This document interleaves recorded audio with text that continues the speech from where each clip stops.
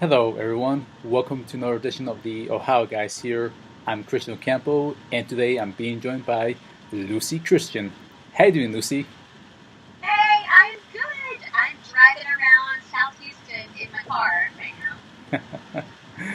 All right, it's good to see you again. Thanks for joining us, especially in your car. Thanks for having me. I was just telling Christian everyone that I just left Sunside. I was there for about 4 hours today, and I am on my way to the carpool line at my kid's school. So I figured this was a primo time to do a Skype interview. And this is interesting, and this is fun seeing your car. Yeah. This So, is cool. And I have this cool little thing that my husband gave me so that I would, stop using my hands in the car. This cool little mount thing here. And who knew it would come in so handy today? Awesome. Kismet. all right, so we got some questions we'd like to ask you. First one, what was it like to work on Air? Oh, Air, man. That was such a cool show. That was one of the first shows at ATV at the time where, I was playing lots of little girls and little boys.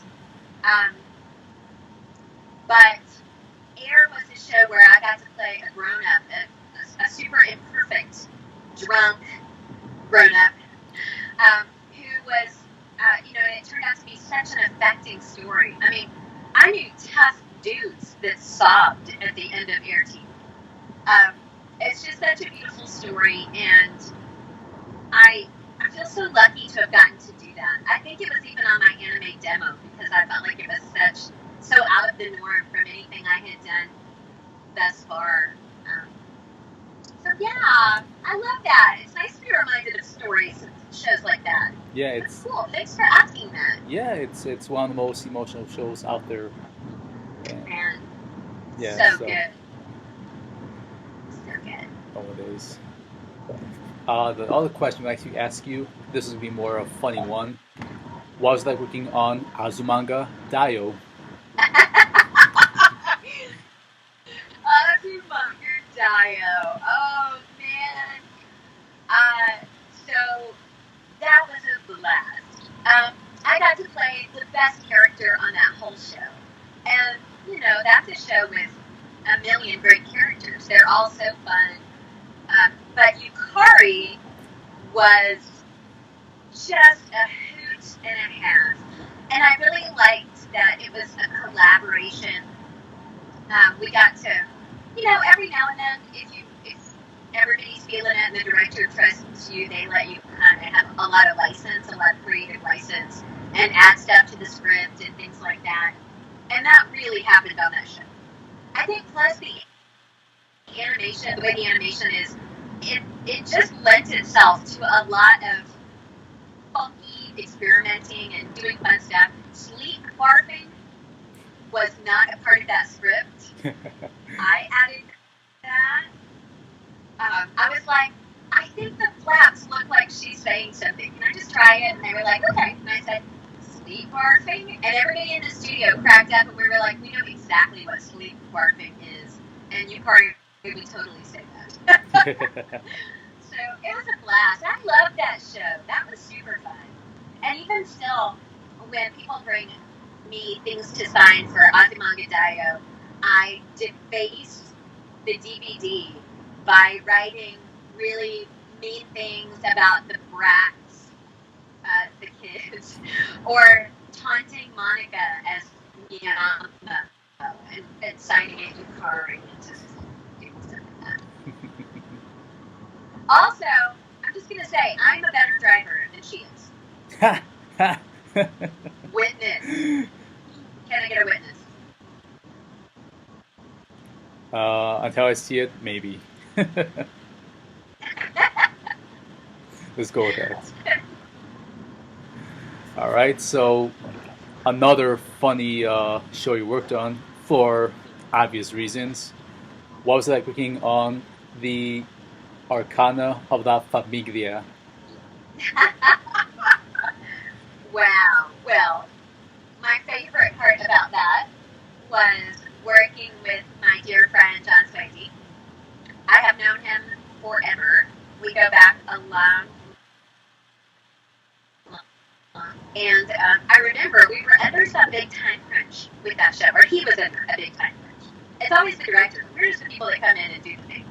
But I came in, we recorded this whole thing, and I remember he called me a week later, a couple of days later, I don't even remember. But he was like, so I think it was supposed to be Familia, but we said Famiglia, and we were all kind of like, huh.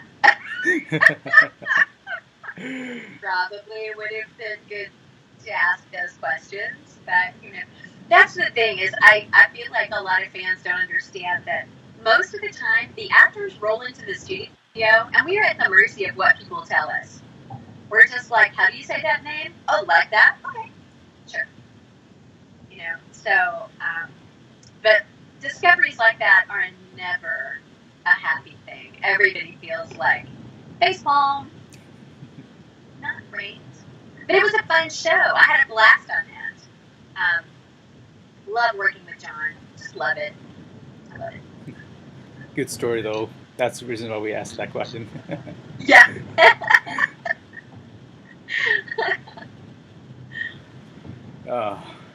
So aside from the humor, because of this next question, that's kind of emotional but beautiful. What was that working on EF, A Tale of Memories? Oh, that was so fun. Oh, I had a blast with that show.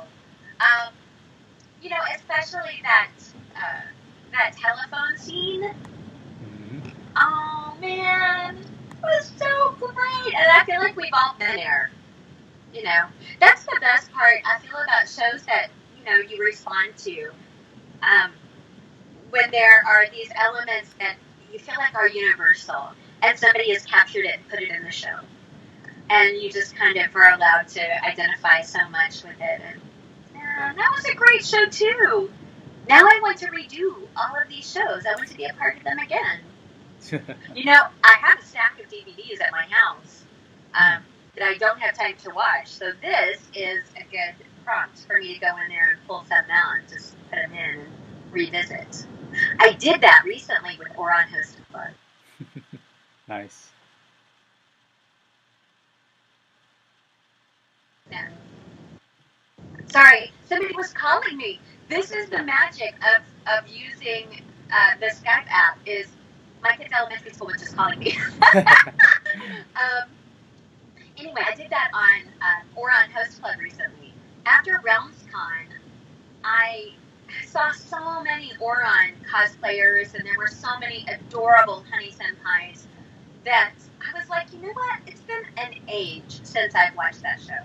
So I came home, I put it in, I was cleaning my house and watching it, and then I got on Twitter and was like, Caitlin Glass, you gave me the best gift by putting me in this show. You are an angel, and also you are an incredible actress. And I mean, this is out of nowhere, years later, she's like, honey, thank you. But just to show that we do revisit the shows, because you get distance from them and you forget. You forget in all the new stuff. It's easy to forget. Oh, definitely. But such a good shows, both Oron and EF. So good. Both. Oh, I know. Oh my gosh. I'm at school. I'm going to turn around and go get a better parking spot. So keep talking. Okay. Keep talking. You're just seeing my excellent driving skills in action here right now. Awesome. Next question. What was it like working on Chihaya Fuyu? Chihaya Furu! Well, the funniest thing is trying to get everybody to say Chihaya Furu the same way. Chihaya Furu! Chihaya Furu! Anyway. I love that show. So, I really like the shows where, the girls are it's not just about trying to get a boy. Yes, there is a love interest or a boy that she likes, but she's just a girl who is really into a game. You know, she's just into her thing, and she just wants to do it, man.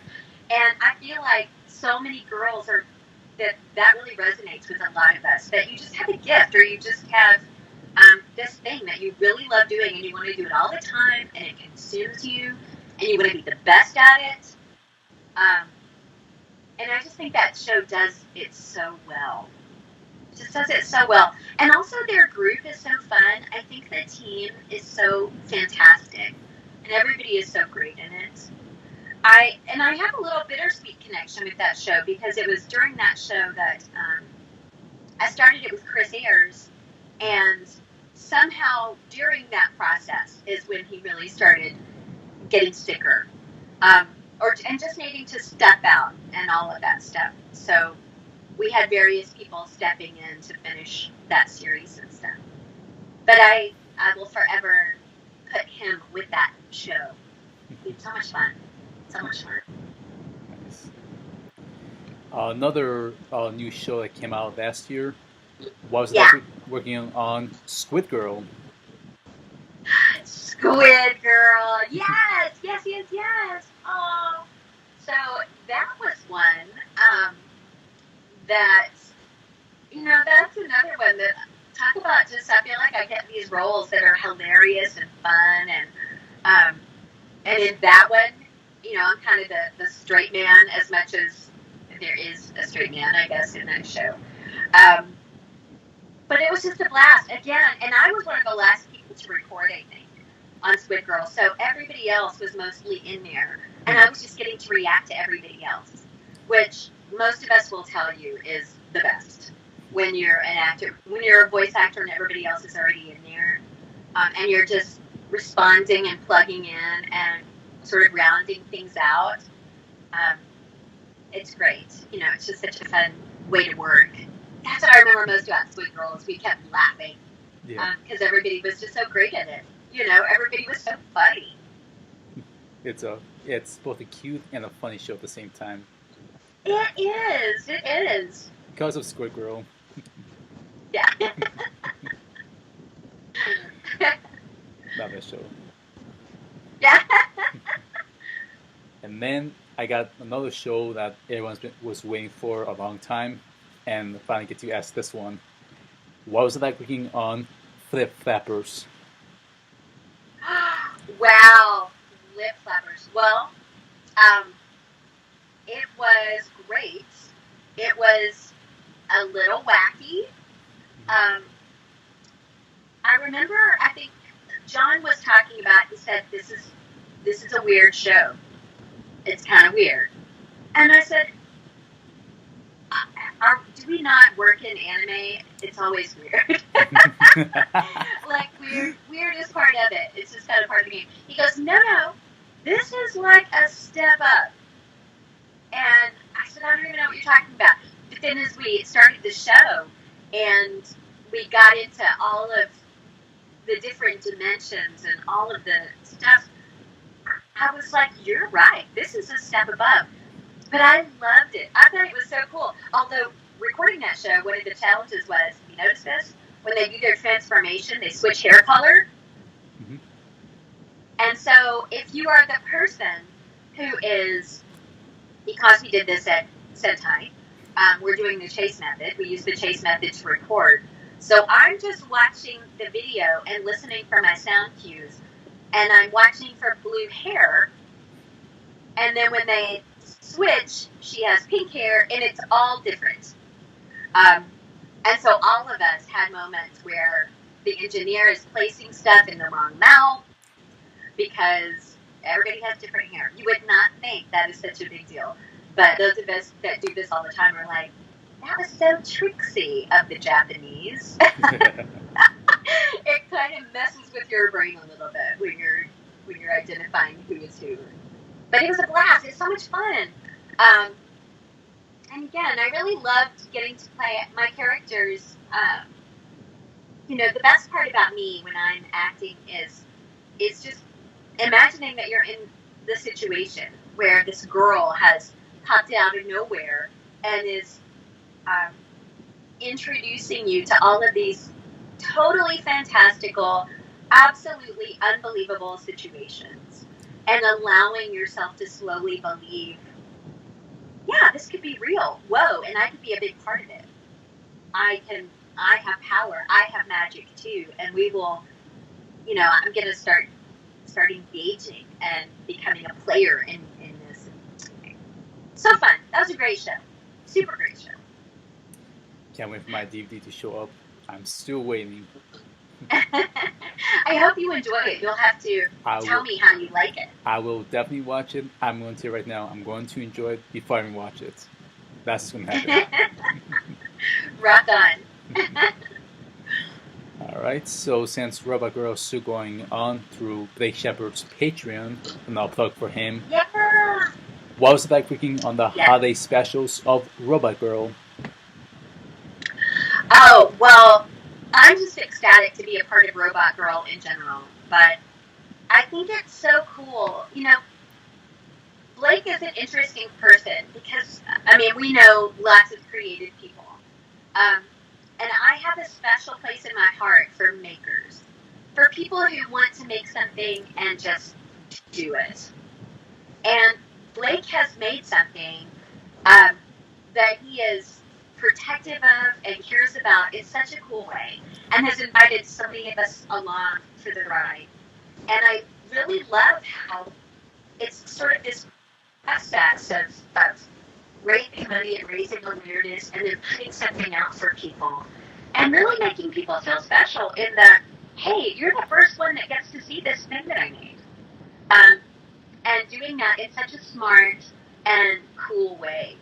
And I really loved those, what was it, the Halloween special, where I think it was released around Halloween.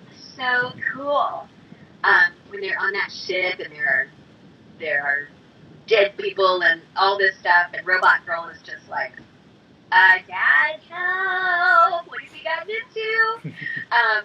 And a little bit spooky and all that stuff. What a fun way to get your product out there by releasing these cool, special nuggets of awesomeness.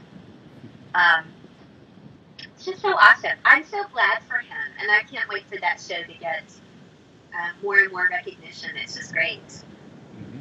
Yeah, it keeps on growing. I can see that. Yeah. All right, so best luck to him, and hopefully, everyone can see it. Hopefully so. Yeah, I hope so too. All right, so we're almost on this interview. Just a few more. Is there anything else coming out that you can't talk about, or anything you want to plug in at this time? Let's see. What is coming out? I don't know what I can talk about. I know that Tonica, is that right? Did I say that right? The one I'm in, Blake is in it also. Anyway, yes. It dropped pretty recently. Mm-hmm. So much fun. I had a blast on that show. I'm angry a lot of the time, yelling at Blake. And he left me some really amazing bombs on that show. Oh, wow. I was texting him from the booth going, why did you just say this to me? And he was tripping out on the other end going, what? Anyway, he didn't remember, but it was great. What else? I know there's other stuff. I'm not sure what I can talk about. Right now, I've been going up to Dallas myself and working on, I do a lot of audiobooks out of my house. So I have a lot of audiobooks on Audible. Right now I'm reading a vampire YA title series. So it's very vampire angsty and lots of clutching and canines elongating as she walks past. Anyway, I'm in it. I'm in the pathos of the vampire world right now. And weirdly enough, around Houston, if you live around here, I'm on TV a lot right now, which is kind of funny because I'm doing a St. Luke's spot where I'm a doctor, and so all the kids at my kids' school, like, I don't know if you can see, you can't really see, but I'm here, this is our school. All the kids are like, Miss, Miss, I didn't know you were a doctor. And I'm like, no, I'm not. And as I try to explain what I am, because they're elementary kids here, some of them, the younger ones, are like, so you're a liar? Like you pretend? What? They don't get it. I have a few weird commercials going on right now, which is just hilarious. But mostly my life is still mostly in anime and voiceover. It's what I do. I'm so lucky. And when I'm not doing that, I'm here a lot at my kids' school. That is what I do. My superpower. Yesterday I used my superpower of reading to read to all the kindergartners on Valentine's Day. And they are a discerning crowd. Let me tell you. The name of the book was The Day It Rained Hearts. The Day It Rained Hearts. And initially the first class was like, that's impossible. Can't rain hearts. And I was like, your kindergartners, come with me. Suspend your disbelief. Cynical generation. Wow. But yeah, that's about it. That's about it. Okay. And then we come to our last question, and we've already asked you this. Facebook, Twitter, Instagram, any of those for fans to contact you? All the places. Oh yeah. Let's see, on Facebook, I'm not great on Facebook, I'll be honest with you. I just have a private account mostly. I do have a fan account, but I rarely check it.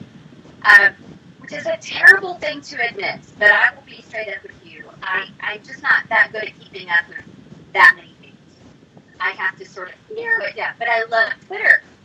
Twitter is the best place, I think, to connect with fans. I am Luci Loves Mike, MIC, LUCI, LOVES, MIC, on Twitter.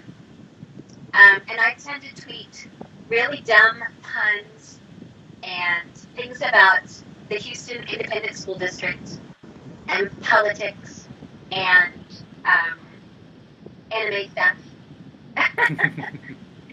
That's what I use Twitter for. And then sometimes they just kind of drop off the face of the earth because, like I said, when I have a full plate, I can only do like 4 things at one time, and so other things have to drop away.